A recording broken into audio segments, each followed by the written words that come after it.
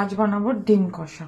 4টে ডিম, আলু, পেঁয়াজ, রসুন, আদা, হলুদ মশলার জন্যে, নুনটা আন্দাজ মতন, ধনে জিরে হাফ চামচ করে, আর লঙ্কার গুঁড়ো 1 চামচ। ঠিক, পেঁয়াজ আর এগুলোকে মিক্সারের মধ্যে নিয়ে নিলাম পেস্ট করার জন্যে। আদা খুব অল্প পরিমাণে, সবগুলো মিক্সারের মধ্যে নিয়ে নিলাম।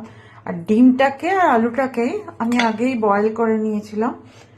বয়েল করে নিয়ে আমি এইগুলো ডিমের মধ্যে নুন আর হলুদ মাখিয়ে রেখেছি।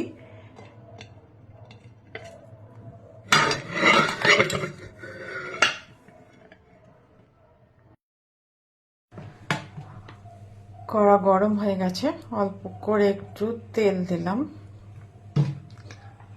জাস্ট ডিমগুলোকে ভাজবো বলে।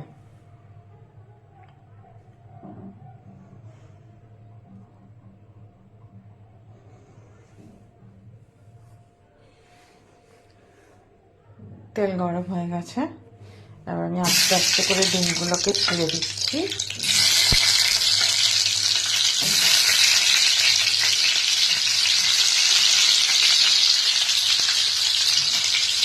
এদিকে আমার আদা রসুন পেস্ট তৈরি।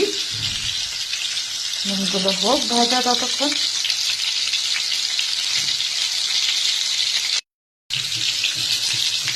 ডিমগুলো দেখি কতটা ভাজা হলো।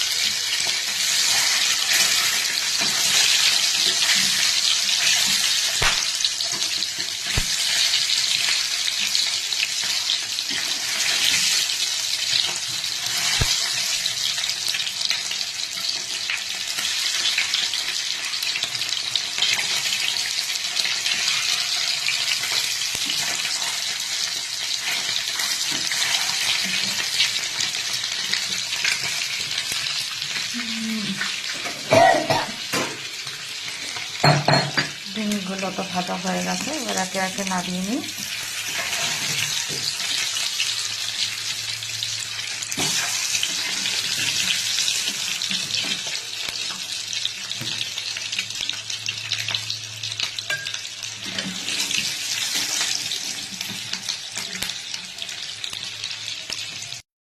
এবার তেলের মধ্যে আদা রসুন পেস্ট,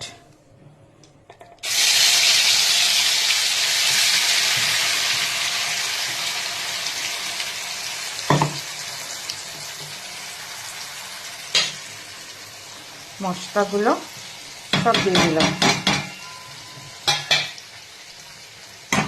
দিয়ে এবারে এটাকে একটু নাড়তে থাকবো।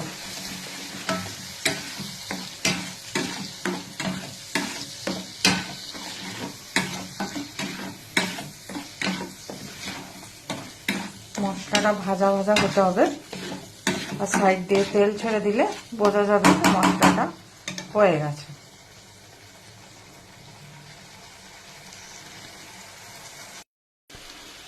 মশলাটাকে খুব ভালো করে নাড়তে হবে। নাড়তে নাড়তে দেখুন একদম শুকিয়ে আসছে মশলাটা, আর সাইড দিয়ে তেল বার হচ্ছে। আমি যেহেতু এটা টমেটো দিইনি, তাই জন্য আমি একটু ভিনিগার দিয়ে দিচ্ছি।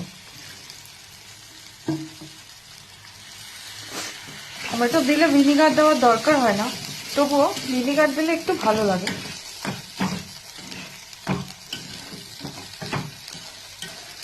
অনেকেরই আছে ডিম বয়েল করতে গিয়ে ডিম ফেটে যায়।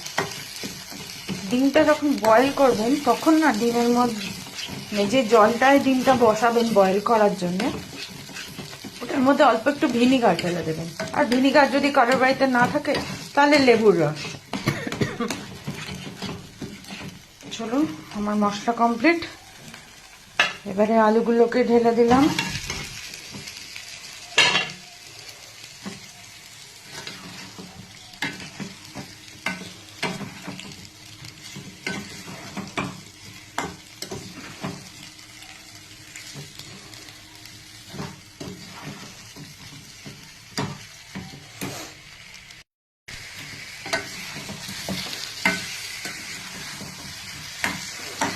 আলুগুলোকে একটু নাড়তে থাকি।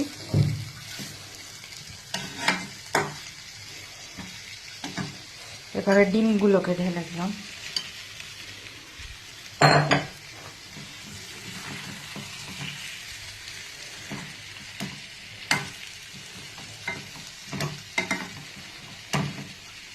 দিয়ে 1/2 চা চামচ মতন গরম মশলা দিলাম। একটু ঘি দিলে ভালো হয়, ঘিটা আমার নেই তাই দিতে পারলাম না। এবার একটু জল দিয়ে দিলাম।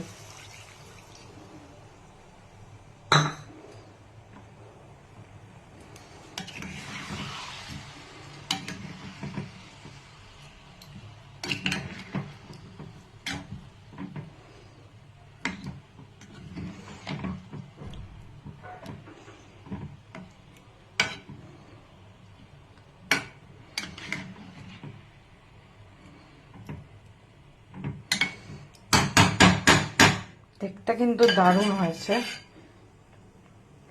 এবার এটা ফুট উঠলে গ্যাসটা বন্ধ করে দেবো।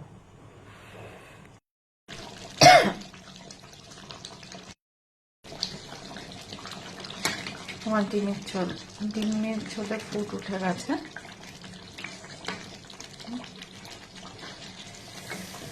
আমি যেহেতু চিনি খাই না, ওই জন্য আমি চিনি দিলাম না। আপনারা এই নামাবার আগে অল্প করে একটু চিনি দিতে পারেন।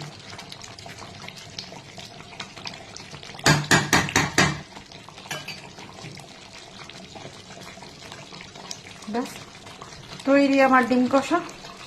এবার গ্যাসটাকে অফ করে দিলাম।